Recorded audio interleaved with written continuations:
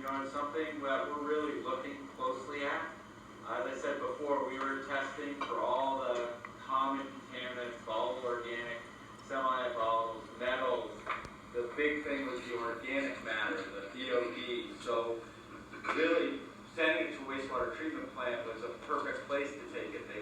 That was good for it. It was food for the system.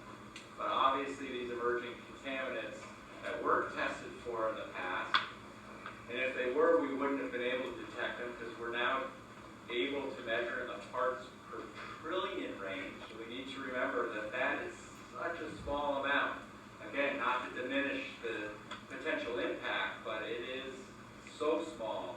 So now we need to figure out, you know, what's the best method for dealing with that. We've asked Casella as part of the certification to look at 2 treatment options on site and 2 treatment options off site. And we're evaluating those recommendations that came in the report to see the direction, but it's an emerging science. My sense right now is we're not quite there as a scientific community to know what's best, but we're moving in that direction, which is a really good thing. So hopefully by the 2024, when Vermont will have adopted a surface water standard, we'll have a much better sense that it is really safe, or no, it needs additional treatment. But we're not there yet. Representative, I'm sorry, Leachate from Boston. Thank you. Following up on what our M&A, Monsieur Mélanger, is saying, is there a plan for the next 20 years? And I understand that there are a number of issues considering the volume that comes in, the emerging contaminants and so on. But the principle of precaution, wouldn't that call for keeping the moratorium that the MCI is getting with them for the next 4 years? Would it be the safest way to go for the next 20 years and say that we don't know, the science doesn't tell us exactly what it is? We're talking about an industry that adapts much more quickly than all of us together here as consumers, and we are bound to see more and more products and variances of products that we will not have a handle on until 5 years after, 10 years after, and so on. So possibly for us, the best thing would be to stop the treatment of leachate altogether for the next 20 years and make sure that until science catches up to what the industry does, we have a relative, it's a funny word, safe water basin for all of the citizens and everybody else that uses the water. We talk about drinking water, but it's also used for many other things, and for the plant life and for the pleasance, the navigation industry and so on. When people enjoy the body of water, it's not just a matter of drinking water.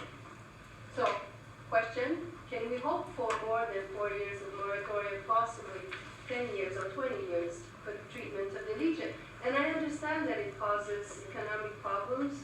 I'm a mayor of a town, I know what that means. And also, and now I'm not preaching for my own parish, but not moving it from Newport to somewhere else, we're just moving the problem. We're not helping the situation in the other watershed.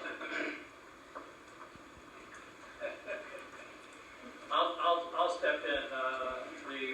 The kind representatives from our Agency of Natural Resources have been answering very, very well. It's a global issue. If you squeeze a balloon, it's going to bubble out somewhere else. And just as you said,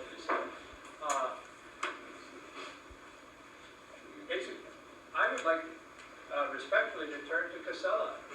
I would ask your landfills are dependent on treating your leachate in New York, wherever you have landfills. Do you feel strongly that wastewater treatment plants as designed, and do you think they're capable of treating these new emerging chemicals? So I think it's a very fair question.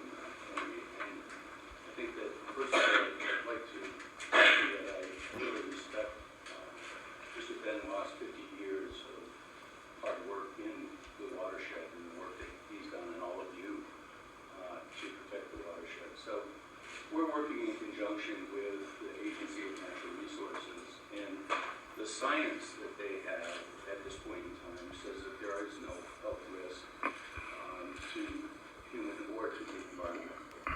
However, we are working as hard as anyone, maybe harder than anyone, to look at different technologies to try to come up with a solution that would process the leachate and take out the PFAS, whether it's at the facility or at the municipal sewage treatment facility. If you can think about this in the right context, 2 years ago, we weren't talking about PFAS. That's why it's called an emerging contaminant. We're doing everything that we can, and I believe that the health department and the Agency of Natural Resources, in fact, is really out ahead of this. They have already set a groundwater standard. They set a groundwater standard that is 1/3 of the federal standard. Federal standard is 70 parts per trillion. The Agency of Natural Resources and the Health Department set a standard at 20 parts per trillion. So we're being held to a very significantly lower standard than Canada. And in fact, in Canada, with all due respect, please don't take this in any other manner than what the reflection of this meeting is supposed to be, which is the protection of the lake. It goes to both sides. And there are no standards on the Canadian side that Quebec has adopted in an advisory, but that standard is not enforceable. And so and in addition to that, there are 3 municipal sewage treatment facilities, albeit very small, that do discharge into the lake. And we're not even measuring for PFAS on the Canadian side. Now, having said that, I'm not looking for any relief from a Casella perspective. We're going to do our job. We're going to meet our permit requirements. We're going to understand everything that we can about PFAS and the treatment of PFAS to keep it out of the environment. We're going to do our job. We've done our job for 45 years. And the notion of anything other than that is just not at all reflective of who we are as an organization or the hundreds of employees that we have that do that hard work every day, including the driver who was injured and almost killed last week in terms of the Leachate truck. And the notion that we were doing something wrong or nefarious or things of that nature is just really, we're tired of that.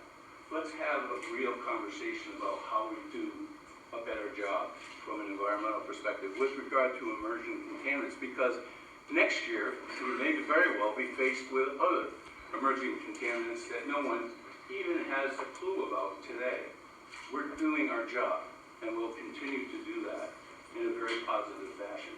That's my perspective about what is happening and not happening in Canada. And believe me, I do that with all due respect to everyone from Canada. But please, let's have a real discussion about protection of the water.